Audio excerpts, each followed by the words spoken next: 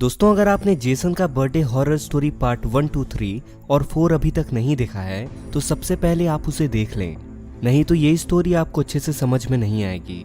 पिछली वीडियो में हमने देखा कि जेसन सायरन हेड और मिस्टर मीट को लेकर गुल्ली बुल्ली के घर के सामने आकर उन्हें आवाज दे रहा था कि हिम्मत है तो बाहर निकलो तुम लोग। ये सुनते ही अपने बाबा को बहुत गुस्सा आ जाता है और बाबा गुल्ली बुल्ली और शॉन को नीचे लेकर आते हैं और उन्हें कहते हैं कि तुम लोग जीप में बैठकर यहाँ से चले जाओ गुल्ली बुल्ली और शॉन, इनको तो मैं देखता हूँ। और गुल्ली बुल्ली और शॉन वहां से तुरंत जाने लगते हैं, लेकिन अभी वो निकले ही थे कि रास्ते में उन्हें बाबा का वो चेला मिल जाता है।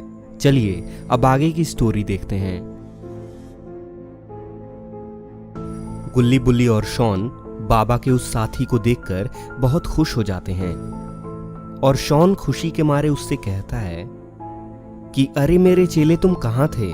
मैंने तुम्हें कितनी बार फोन किया था, तुम अपने गुरु के साथ ऐसा कैसे कर सकते हो?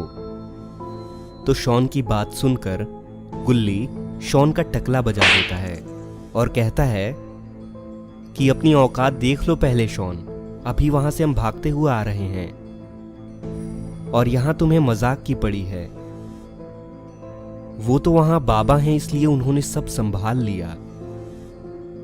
और इनकी बातें सुनकर बाबा का वो चेला कहता है कि ये सब क्या कर रहे हो तुम लोग गुल्ली बुल्ली और शॉन? ये बताओ मेरे गुरुजी कहाँ हैं, यानी तुम्हारे बाबा कहाँ हैं?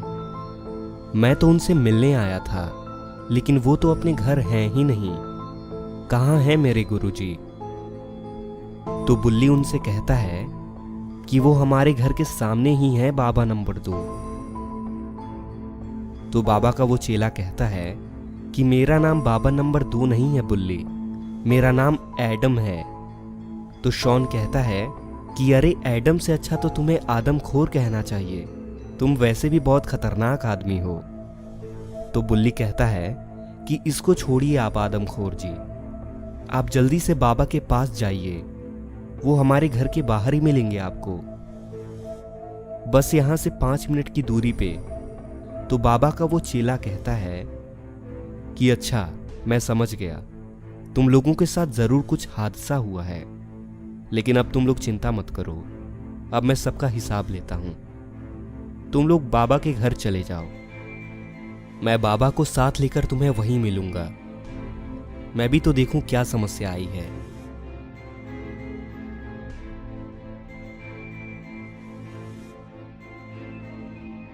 और वो बाबा का चेला वहां से सीधे गुल्ली बुल्ली के घर की तरफ दौड़ने लगता है।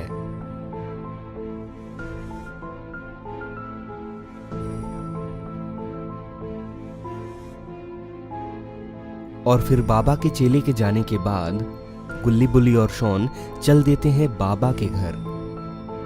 और इन्हें अब किसी बात का टेंशन नहीं, क्योंकि इन्हें अब पता है कि जेसन और उसके साथियों की बैंड बजने वाली है, क्योंकि अपने बाबा का चेला बाबा से भी ज्यादा गुस्से वाला है।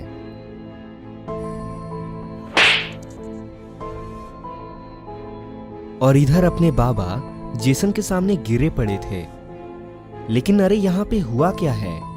बाबा ऐसे जेसन के सामने हार नहीं मान सकते। शायद बाबा अपनी शक्तियां इस्तेमाल नहीं कर पा रहे हैं, इनके साथ जरूर कुछ गलत हुआ है। और जेसन उनसे कहता है कि बाबा, इस बार तुम हमको नहीं हरा सकते हो, इस बार मेरे पीछे किसी और का हाथ है। तो सायरन हेड ने कहा कि तुम्हारे पीछे तो मेरा हाथ है जेसन। तो बाबा कहते हैं कि हाँ, वो मुझे भी दिख रहा है। तो जेसन ने कहा कि अपनी बकवास बंद करो बाबा और मरने के लिए तैयार हो जाओ, क्योंकि तुम अपनी शक्तियों का इस्तेमाल अब नहीं कर पाओगे।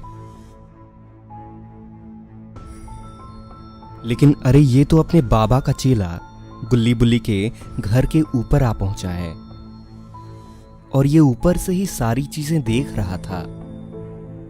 और तभी वो बाबा के बगल में ही कूद जाता है और बाबा की तरफ देखकर बाबा से कहता है कि आने में थोड़ी देरी हो गई गुरुजी, माफ कीजिएगा।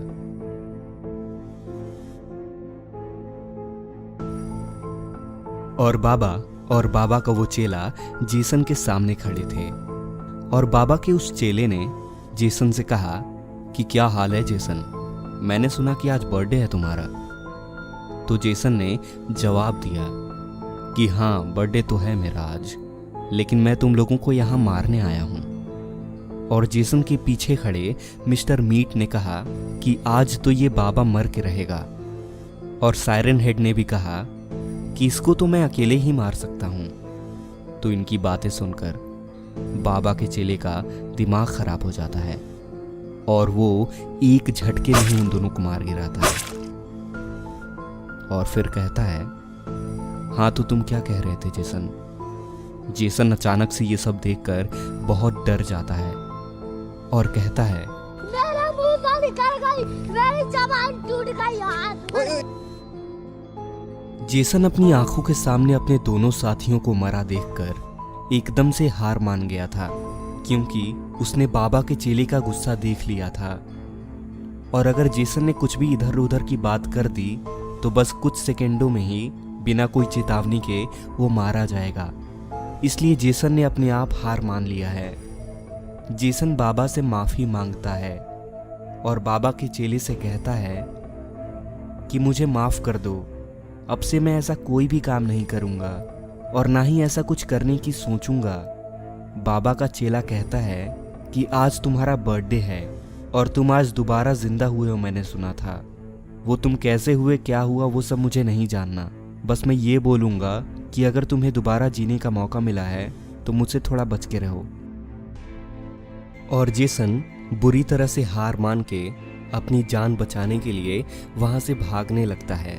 और अब शायद वो वापस गुल्ली बुल्ली को मारने कभी ना आए, शायद इसको उसकी औकात पता चल चुकी है। तो दोस्तों इसी के साथ ये कहानी यहीं ख़त्म होती है। अगर आपको ये वीडियो पसंद आई हो तो इस वीडियो को अभी एक लाइक कर दें और नीचे लाल कलर का सब्सक्राइब का बटन दबाकर चैनल को सब्सक्राइब भी कर लें और बेल आइकन को दबा दें, ताकि जैसे मैं कोई न्यू वीडियो डालूं तो आपको तुरंत पता चल जाए।